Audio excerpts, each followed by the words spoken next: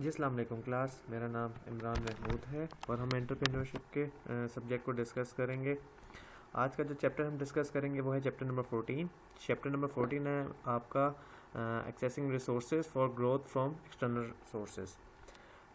इस चैप्टर में थोड़ा सा हम ये है कि आप अपने बिज़नेस को अगर एक्सपेंड करना है तो वो क्या क्या चीज़ें हो सकती हैं जो कि हमें हेल्प कर सकती हैं हमें बिज़नेस को एक्सपेंड करने के लिए। ठीक है, इस पूरे चैप्टर की एक लाइन में अगर बताऊं तो ये बात बनती है। ये टेबल ऑफ कंटेंट्स है, जो जो चीज़ें हमने पढ़नी है उसमें सबसे पहले हम पढ़ेंगे एक्सटर्नल पार्टीज़ किस तरह से आपको हेल्प करती हैं बिज़नेस को ग्रो करने के लिए। फिर फ्रेंचाइजिंग को थोड़ा सा डिस्कस करेंगे। फिर इन्वेस्टिंग इन अ फ्रेंचाइज कि किस तरह से इन्वेस्ट करना चाहिए, क्या सोच के करना चाहिए, किस तरह से करना चाहिए।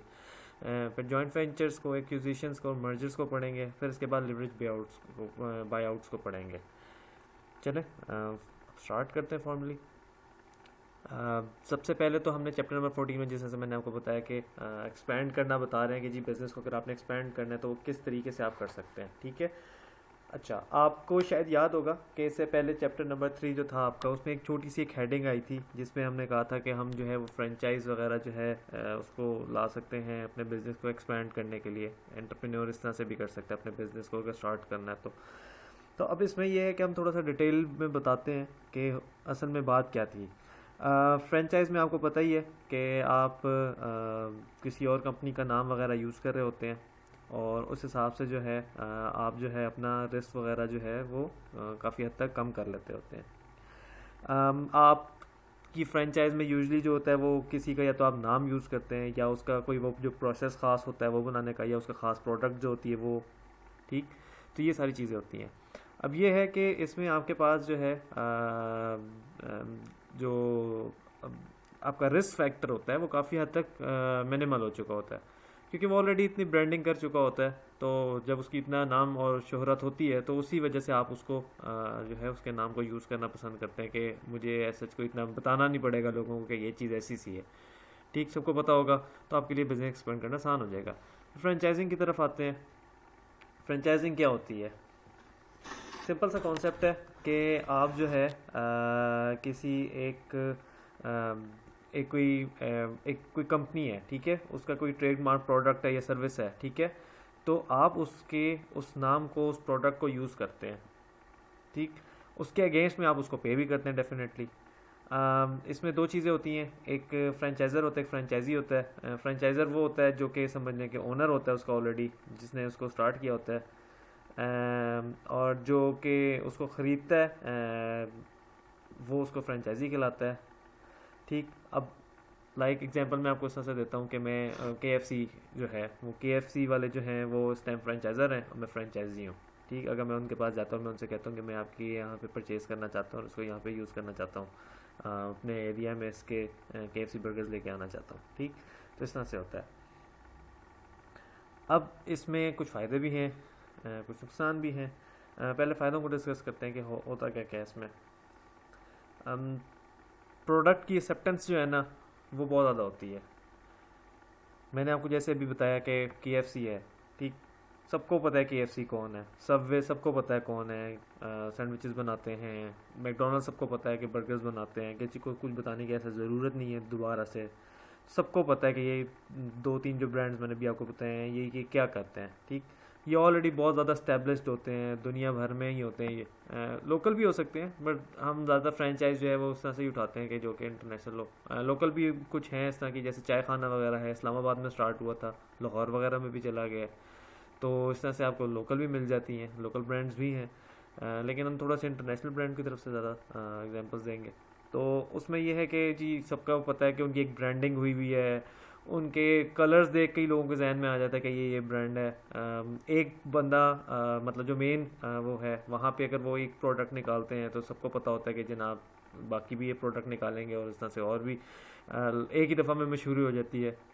तो ये कुछ चीज़ें होती हैं जिसकी वजह से आपको ना बड़ी आसानी हो जाती है। ठीक, प्रोडक्ट एक्सेप्टेंस में आपको ये बड़ा फ़ायदा होता है। क्रेडिबिलिटी जो होती है उनकी ब्रांड की भी, उनके प्रोडक्ट की भी ऑलरेडी इतनी ज़्यादा एग्जिस्ट कर रही होती है कि जो है आपको इतना मसला नहीं होता कि किसी के पास जाके आप बताएं कि जी है मैं जो हूँ ये चीज़ बनाता हूँ। मैं एग्जांपल इस तरह से देता हूँ कि देखें, अगर मैं KFC की फ्रेंचाइज लेता हूँ और मैं उसमें कहता हूँ कि जी मैं जिंगर बर्गर्स बनाता हूँ, मैं बाकी बर्गर्स की इस तरह से जो जो भी उनकी प्रोडक्ट लाइन में आती हैं जितने भी बर्गर्स हैं मैं सब बताता हूँ कि जी मैं ये बनाता हूँ। सबको पता है कि जी KFC का एक स्टैंडर्ड है, वो ये इस तरह का बनाएंगे चीज़, ठीक। अब ये है कि अगर तो मैं कोई लोकल स्टार्ट करता हूँ लाइक अल्फ़ा फ्राइड चिकन, ठीक, तो लोगों को उतना नहीं आइडिया होगा कि ये पता नहीं किस तरह का टेस्ट होगा, क्योंकि उनका तो ज़रा स्टैंडर्ड होता है ना, उसको मीट करना होता है सबने। इसमें थोड़ा सा ये है कि अगर मैं अपने तौर पे बनाऊंगा तो फिर इसमें ज़ाहिर बात है कि ज़रा हेंकी फेंकी भी हो सकती है। तो इस वजह से प्रोडक्ट एक्सेप्टेंस ऑलरेडी होती है, आपको ये टेंशन नहीं होती कि आपको बताना पड़ेगा लोगों को उस तरह से। और अगर एक जगह पे एक एडवर्टाइज़ कोई कर देता है तो सबकी एडवर्टाइजिंग भी हो जाती है, तो एक ये बहुत बड़ी बात होती है। इसके बाद ये है मैनेजमेंट एक्सपर्टीज़। इसमें ये है कि आपका जो है जो आपकी जो मैनेजेरियल डिसीजन मेकिंग, मैनेजिंग और ये सारी चीज़ें जो है ना, ये कल्चर जो है डेवलप करने में, फ्रेंचाइज़र जो होता है ना वो ख़ुद आपकी हेल्प करता है, वो ख़ुद आपकी हेल्प करता है। वो आपके ट्रेनिंग प्रोग्राम्स कराता है, वो आपके ट्रेनिंग प्रोग्राम के साथ आपको जो है बाद दफ़ा ऐसा भी होता है कि कुछ कंपनीज जो होती हैं वो अपने पास बाकायदा बुलाती हैं कि आप हमारे साथ बैठ के काम करें। फिर जब आप उनके साथ काम करते हैं और फिर वो आपको एवेल्यूएट करते हैं, उसके बाद वो फिर आपको अलाउ करते हैं कि हाँ चलें ठीक है, अब आप सारी चीज़ें सीख चुके हैं, अब आप वहाँ जाएँ अपने एरिया में और अब उसको अपने वहाँ पे इम्प्लीमेंट करें, ठीक। तो इस तरह से होता है कि मैनेजमेंट एक्सपर्टीज़ वो अपनी सर्विसेज खुद देते हैं, वो अपनी ट्रेनिंग सेशंस कराते हैं, वो खुद आपको जैसे KFC का शायद आपको मालूम हो, एक बुकलेट होता है, उसमें सारी की सारी डिटेल्स होती हैं कि आपने कितने kg का चिकन यूज़ करना है, कितने पीस चिकन होने चाहिए, कितने दिन तक उसकी शेल्फ़ लाइफ रखनी है आपने, कितने दिन बाद उसको डिस्पोज कर देना है आपने, कितना आपने स्टॉक को जो है कितने देर तक पकाना है, किस तरह पकाना है, क्या इंग्रेडिएंट्स होने चाहिए, एक एक चीज़ उसमें लिखी हुई होती है। तो एक स्टैंडर्ड होता है, तो ये सारी चीज़ें वो सिखाते हैं, बताते हैं, ठीक। आपको इतना ज़्यादा मसला नहीं होता, तो वो आपको एक स्टेप बाय स्टेप लेके चलते भी है। तो ये बहुत फ़ायदा होता है कि आप इस वजह से अब आप ये देखें कि अगर आप इस्लामाबाद के KFC में चले जाएँ और रावलपिंडी के KFC में चले जाएँ तो कोई 19-20 का ही शायद फ़र्क हो, सब चीज़ें ऑलमोस्ट बराबर ही होती हैं, क्योंकि उसमें आपको एक एक चीज़ बताई हुई होती है कि जी आपने इतना देना है, इस हिसाब से देना है, इतना पकाना है, इस तरह से रखना है। स्टैंडर्ड होते हैं सब चीज़ें, स्टैंडर्डाइज होती है एक चीज़ जो होती है। इसके बाद है जी कैपिटल रिक्वायरमेंट्स। इसमें यह है कि बाज़ दफ़ा होता है कि कुछ ना ब्रांड्स ऐसे होते हैं कि वो देखते हैं कि जी हम यहाँ पे इंट्रोड्यूस होना चाह रहे हैं। एग्जांपल देता हूँ, किसी तरीके से कुछ ब्रांड्स थे जो यहाँ पे आजकल जैसे कार्स का है, यहाँ पे वो देखते हैं कि यहाँ पे क्या हिसाब किताब है, लोगों की क्या परचेजिंग पावर्स है, क्या लोगों का क्या बिहेवियर है, ठीक। फिर उन्होंने सारा किया यहाँ पे कि जी यहाँ पे एग्जांपल इस तरह से देता हूँ कि जैसे गाड़ियों का है यहाँ पे, तो अब वो देख रही हैं यहाँ पे कि हम जो है यहाँ पे बिज़नेस ला सकते हैं क्योंकि हमारे फेवर में हैं इस टाइम पे, गवर्नमेंट की पॉलिसीज़ भी कुछ इस तरह से फेवर में जा रही हैं। हम लोग देखते हैं बिज़नेस अपॉर्चुनिटी हमारे पास और भी आती हैं कि यहाँ पे गाड़ियाँ ख़रीदने वाले भी हैं, तो इस तरह से वो देखते हैं इस तरह कि क्या क्या चीज़ें अवेलेबल हैं, तो इस हिसाब से वो देखते हैं कि चलो हम यहाँ पे अपना बिज़नेस स्टार्ट कर सकते हैं। तो इस तरह से कैपिटल रिक्वायरमेंट्स में ये बात आती है कि बाज़ दफ़ा जो फ्रेंचाइज़र होता है ना, वो फ्रेंचाइजी को खुद ही मोटिवेट करता है कि आप यहाँ पे काम स्टार्ट करें, हम यहाँ पे आना चाहते हैं, तो वो अपना कैपिटल खुद दे देते होते हैं बाज़ दफ़ा कि चल थोड़ा सा आप पे करें, थोड़ा सा हम पे कर देते हैं, तो ये मिला के थोड़ा सा काम कर लेते होते हैं, तो बाज़ दफ़ा पैसे इस तरह से भी बच जाते होते हैं। नॉलेज ऑफ द मार्केट में बात ये की गई है कि आप जो है जो फ्रेंचाइज़र होता है वो सारी की सारी मार्केट को जो है ना वो देखता रहता है, ठीक। बाइंग पावर देखता रहता है, बाइंग बिहेवियर्स देखता रहता है, उसको पता चल जाता है कि चलें कोई इस तरह से कि KFC देख रहा है आसपास के जी क्या क्या चीज़ें ज़्यादा बिक रही हैं, वो देखता है कि जी मेरा ये वाला बर्गर जो है ना इस्लामाबाद में बिक रहा है, ना पिंडी में बिक रहा है, ना वहाँ में बिक रहा है, ना पेशावर में बिक रहा है, तो चलो मैं KFC के पास से ना आउटलेट में से ये वाला बर्गर जो है ना लोगों को कह देता हूँ कि ऑब्सोलीट कर दो, क्योंकि ये जो है ना कोई काम का हमें रिस्पांस नहीं दे रहा, इसमें कोई ऐसा वो जो है तगड़ी सेल्स नहीं आ रही। पर वो जब देखता है कि जी यहाँ पे लोग आसपास जो है ना वो चाह रहे होते हैं कि जी हमें जो है फ्राइज़ जो है वो एक्स्ट्रा मिलने चाहिए, ठीक, तो वो क्या करते हैं कि जी वो अपसाइज फ्राइज़ की एक साथ में डील बना के भेज देते होते हैं कि चलें इस बहाने जो है ना लोग ज़्यादा परचेज़ करेंगे और चिप्स भी हमारे बिक जाएंगे, ठीक। तो इस तरह से ये होता है कि आप प्रॉफिट इस तरह से भी निकाल सकते हैं। तो वो नॉलेज की मार्केट की नॉलेज लेते रहते हैं जो फ्रेंचाइज़र होता है, ठीक, और वो बाकियों को भी इस तरह से सपोर्ट करता है कि जी मुझे ये बेहतर लगता है और मैं ये चीज़ को लेके जा रहा हूँ, और वो स्ट्रेटजीज़ वहाँ पे बिल्ड करते हैं और बाकियों के लिए थोड़ा इजी हो जाता है जितने भी फ्रेंचाइजी होते हैं कि चलो जी उन लोगों ने हमारे लिए पहले से चीज़ आसान कर दी, उन्होंने अपने तौर पे सारी एनालिसिस किए और उनको लगता है कि ये चीज़ें यहाँ पे इस तरह से जा रही हैं और उस बेस पे ही उन्होंने डिसीजन मेकिंग की है, क्योंकि पूरी टीम बैठी होती है, सब चीज़ें एनालिसिस करते हैं, फिर वो डिसीजन मेकिंग करते हैं, तो फिर आपके लिए यहाँ पे आसान हो जाता है। Operating and structural controls, quality control वगैरह की जिस तरह से मैंने बात की कि एक स्टैंडर्ड होता है वो मीट करना होता है। अब जब आप यहाँ पे आते हैं तो अब एक बंदा है वो इस तरह से स्टार्ट करता है, तो उनको पता होता है जनाब जी जो फ्रेंचाइज़र है कि जी मैं इस बंदे को ना गाइड कर सकता हूँ कि ये स्टैंडर्ड मीट करो, ये स्टैंडर्ड को आपने फॉलो करना है, ये आपके पास सारी इन्फॉर्मेशन है, इससे बाहर नहीं जाना आपने। मैं आपको साथ में सप्लायर्स भी पकड़ा देता हूँ, रॉ मटेरियल कहाँ से परचेज़ करना है ये भी बता देता हूँ, कितना परचेज़ करना चाहिए कितना वो भी मैं आपको बता देता हूँ। तो फ्रेंचाइज़र जो होता है ना, फ्रेंचाइजी को सारी चीज़ें जो है ना बताता रहता है इस तरह से, ठीक। जो चीज़ें बताता रहता है तो आपके लिए चीज़ें बेहतरीन होती रहती हैं, आसान होती रहती हैं।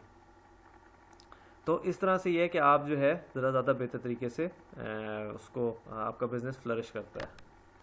इसके बाद है जी हम फ्रेंचाइज़र के हिसाब से बताते हैं कि फ्रेंचाइज़र को क्या क्या फ़ायदे हो सकते हैं। उसका एक्सपेंशन रिस्क होता है एक तो, ठीक है। ये तो है कि वो स्टार्ट करता है पर कम पैसों में हो जाता है उसका, ठीक है। फ्रेंचाइज़र जो है जब वो किसी को कहता है फ्रेंचाइजी को कि आप जी मेरा बिज़नेस का नाम यूज़ कर सकते हैं, ठीक है, बिज़नेस एक्सपेंड हो गया लेकिन उसको उसके पैसे भी मिल गए और अच्छे खासे पैसे मिल गए। KFC बहुत ज़्यादा पैसे लेता है, मैकडोनल्ड्स बहुत ज़्यादा पैसे लेता है, मिस्टर कॉर्ड बहुत ज़्यादा पैसे लेता है, चाय खाना में बहुत महंगा बिका था जब उन्होंने अपने फ्रेंचाइज किसी को यूज़ करने के लिए दी थी। तो ये इतने ज़्यादा पैसे लेते हैं प्लस वो उनसे प्रॉफिट भी लेते हैं। तो ये सारी चीज़ें, ये खैर डील पे डिपेंड करता है कि वो क्या करेंगे, कि मतलब सेल्स में से भी कोई प्रॉफिट लेंगे या नहीं लेंगे, बट ये आप पे डिपेंड करता है कि आपका क्या एग्रीमेंट हुआ है। बट मैं वैसे ही बता देता हूँ कि एक्सपेंशन रिस्क में ये है कि जी आपके पास जो है कम पैसों में काम शाम हो जाता है आपका काफ़ी अच्छा, ठीक है। कॉस्ट एडवांटेज में ये है कि जी आप जब फ्रेंचाइज़र जो होते हैं ना, फ्रेंचाइजी को जैसे पिछले स्लाइड में मैंने आखिर में डिस्कस किया था कि वो बताया था कि जी रॉ मटेरियल यहाँ से ले लें, ये कुछ प्रोडक्ट्स यहाँ से परचेज़ कर लें, यहाँ से परचेज़ कर लें। बाज़ दफ़ा ये भी होता है कि जी फ्रेंचाइज़र जो होता है ना वो इकट्ठा परचेज़ कर लेता है। लाइक मुझे अगर प्लेट्स ख़रीदनी है तो मैं एट अ टाइम 1000 प्लेट्स ले लेता हूँ। इस अगर फ़र्ज़ करने मेरी यूज़ में ही समझ लेंगे 500 to 600 है, तो एक नया फ्रेंचाइज वाला बंदा जो आएगा परचेज़ करने के लिए, तो फ्रेंचाइजी को मैं क्या कहूँगा कि यार तुम ऐसा करो कि ना ये 500 प्लेट्स जो है ना मेरे से ले लेना, ठीक। या मैं अपने लिए भी बुक कर लेता हूँ उस अपने सप्लायर से और कह देता हूँ कि उसके लिए भी बुक कर ले। तो जहाँ वो 500 उसके लिए तैयार करेगा प्लेट्स, तो वो साथ में अगर 1000 परचेज बनाना प्लेट्स बनाए, डिज़ाइन करे, तो ये है कि उसकी भी कॉस्ट कम आएगी, मेरी भी बल्क की वजह से कि मैं बल्क में चीज़ परचेज़ करूँ तो मेरे लिए और भी ज़्यादा सस्ती चीज़ वो कर देगा, तो मैं यहाँ से भी पैसे बचा लूँगा। तो कॉस्ट एडवांटेजेस इस तरह से भी हो जाते हैं आपके, ठीक है। बाज़ है कि जी डिसएडवांटेजेस क्या हैं, डिसएडवांटेजेस भी हैं आपके, जब फ़ायदे होते हैं वहाँ पे वो भी होते हैं।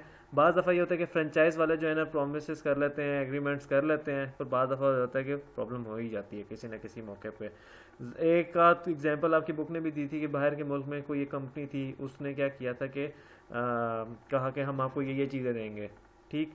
और हुआ ये कि जी जो उनके फ्रेंचाइजी थे उन्होंने कहा कि आपने वहाँ पे तो कह दिया कि हमारी तमाम आउटलेट्स पे ये चीज़ें दस्तयाब हैं और हम ये सब करके देंगे। फ़र्ज़ करें एग्जांपल लेता हूँ कि कोई एक बंदा इस तरह से कहता है कि जी आप हमारे पास आएँ और आप हमसे अगर वो लेके जाते हैं तो आप हमारी तमाम आउटलेट से जो है ना एक्स्ट्रा फ्राइज़ ले सकते हैं। फ़र्ज़ करें KFC इस तरह से कह जाता है, तो बाकियों की क्या सरदर्दी है, ठीक है। तो वो तो कहेंगे कि हमने तो नहीं कहा था, तो उस तरह से उनको लॉस हो जाएगा। तो मेन करने वाले कौन थे, जो फ्रेंचाइज़र था, बाकी उसकी वजह से रगड़ गए, तो उनकी प्रॉफिट कम होना स्टार्ट हो जाएगी। तो इस तरह का केस हुआ था, एक कंपनी थी कुछ उसने भी इस तरह की कोई क्लेम किया था कि जी आप ये करेंगे तो हम इस तरह से करेंगे, ऑटो इंस्पेक्शन से रिलेटेड थी वो, और उसने कहा था कि सबको कह दिया कि जहाँ पे भी आप जाएं तो काम कर लेंगे। तो बाकी फ्रेंचाइजी जो थे वो उस पर तो गुस्सा कर गए और उन्होंने उसको फिर सू भी कर दिया था इस चक्कर में कि भाई आपने उधर का काम जो है हमारे मत्थे डाल दिया, तो ये तो गलत बात है। तो इस तरह से भी हो जाता है, ठीक। फिर दूसरा एक और इशू बताया हुआ है आपकी उसमें बुक में कि फ्रेंचाइज़र अगर किसी को अपनी ब्रांड बेच दे, अपनी कंपनी बेच दे, तो नई कंपनी आई वो कोई पॉलिसी अगर चेंज कर देती है या कोई पंगा डाल देती है तो गेम सारी वहाँ पे बैठ जाती है फ्रेंचाइजी की, ठीक। और इसकी भी कुछ एग्जांपल्स लिखी हुई थी इसी तरीके से कि जी आपने कंपनी स्टार्ट करवाई है, लोगों ने उस पर काम करना शुरू किया, इन्वेस्टमेंट भी किया, उसके बाद ये हुआ कि जी मेन बंदों ने उसको बेच दिया। जब वो बेच दिया तो उसके बाद ये हुआ कि उन्होंने थोड़ी सी पॉलिसी आगे पीछे की, तो उसकी वजह से बाकी फ्रेंचाइजी रगड़े गए उसमें। ठीक, तो ऐसे भी हो जाता है। बाज़ दफ़ा ये होता है कि जी आप जो है काम कर लेते होते हैं, पर काम जो है वो जो स्टैंडर्ड होता है ना, जो कि कस्टमर का भी एक स्टैंडर्ड होता है, वो कस्टमर के स्टैंडर्ड के हिसाब से नहीं होता। ठीक है, तो फ्रेंचाइजर जो है ना वो थोड़ा सा बुरा हो जाता है इस मामले में। ठीक है, तो बाद दफ़ा ये भी आपके पास आ जाते होते हैं कि आप चाहे जिस बंदे को जितनी मर्जी ट्रेनिंग दे दें या कुछ भी कर लें, लेकिन कभी कभार होता है कि अगर कोई टेक्निकल टाइप का काम है या कोई इस तरह का, तो उसमें थोड़ी सी ऊंच नीच हो ही जाती है। तो फिर उसमें ये होता है कि फिर बदनामी थोड़ी सी हो जाती है। ठीक, फिर इसके बाद बात हुई है टाइप्स ऑफ फ्रेंचाइजीज।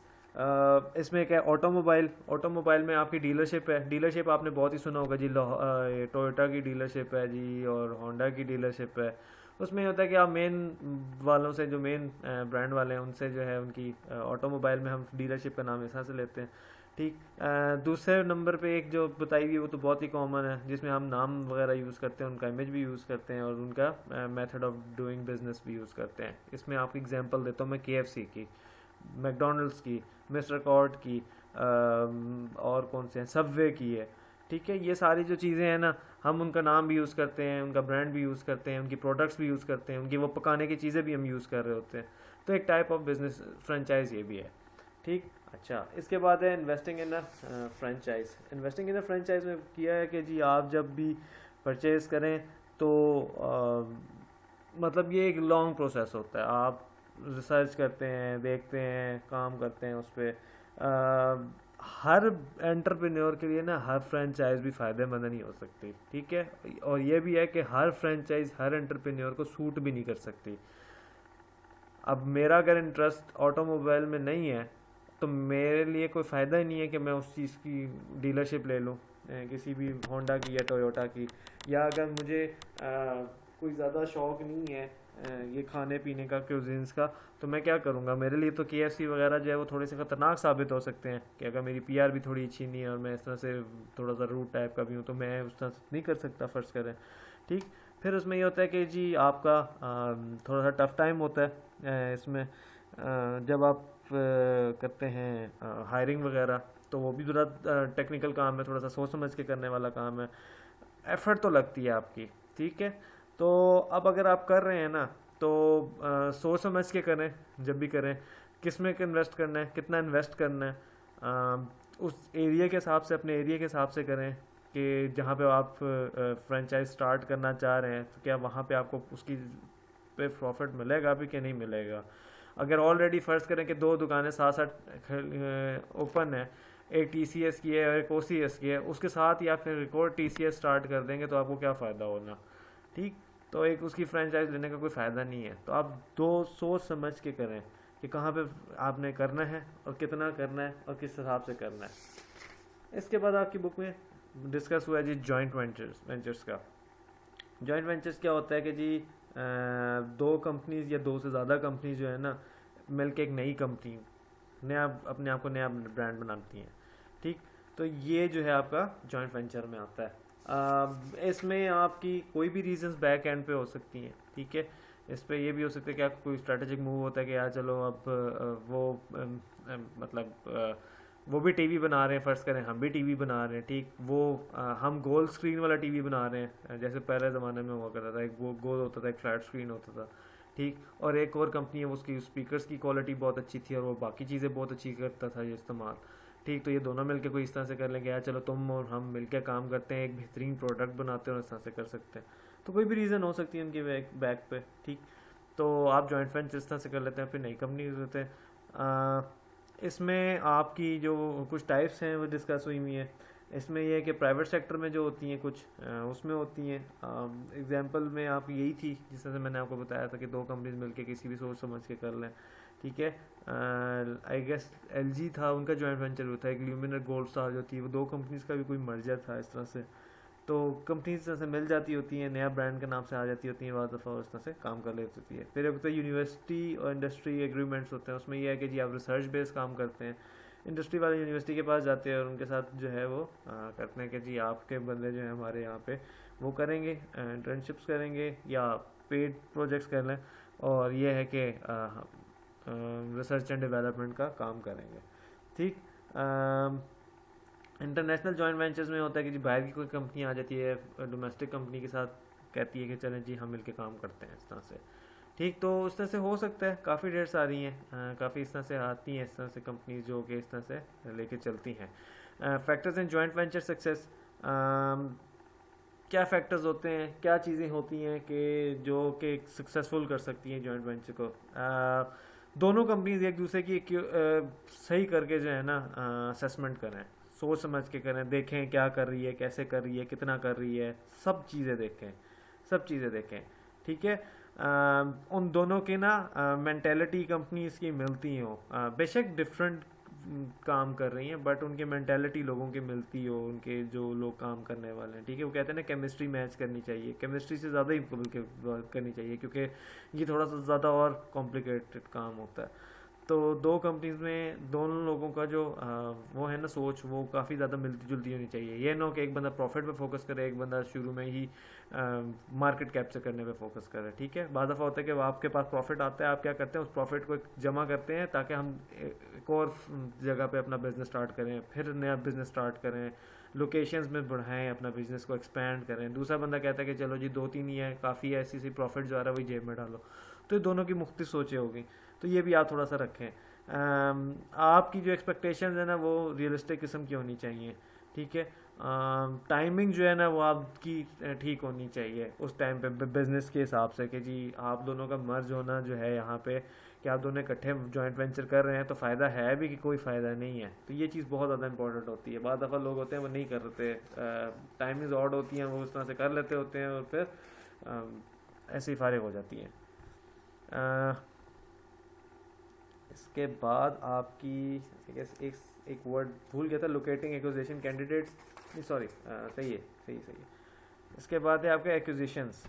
एक्विजिशन में क्या होता है कि जी एक कंपनी दूसरी कंपनी को परचेज कर लेती होती है, पूरा भी कर सकती है या कि हाफ भी कर सकती है, बट मेन एजेंडा यही होता है कि जी 51% या इससे ज़्यादा ही परचेज करे, ताकि हम ये है कि उसके सारे मैनेजरियल डिसीजन वाली जो जितनी भी पावर्स है ना वो हमारे पास आ जाए। ठीक है, तो ये एक्विजिशन का सबसे बड़ा जो होता है ना वो यही चक्कर होता है, यही भी इसके पीछे बैक एंड पे यही कहानी होती है कि हम किसी एक ऐसी कंपनी को परचेज़ करें, इतना हद तक परचेज़ करें कि उसके सारे डिसीजन मेकिंग पावर जो है ना हमारे पास आ जाए। ठीक है, उसके सारे मैनेजेरियल जो चीज़ें हैं ना वो सारी सीटें हम पकड़ लें। ठीक, तो ये आपका मेन इसमें होता है। अच्छा, इसके बाद ये कि जी एडवांटेजेस क्या होते हैं। एडवांटेजेस ये होते हैं कि जी आपका जो है इसमें एक ऑलरेडी इस्टेब्लिश बिजनेस होता है।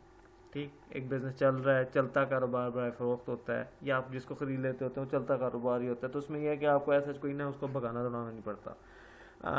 लोकेशन भी उसकी सबको पता ही होता है कि जी बिज़नेस कहाँ पे चल रहा है, किस तरह से चल रहा है, बिल्डिंग होती है, सब कुछ होता है, सबके सामने सब कुछ चीज़ें होती हैं। ठीक है, वो जैसे वो 4 पीस थे उसमें फिर आगे भी कुछ 2-3 पीस ऐड हुए थे।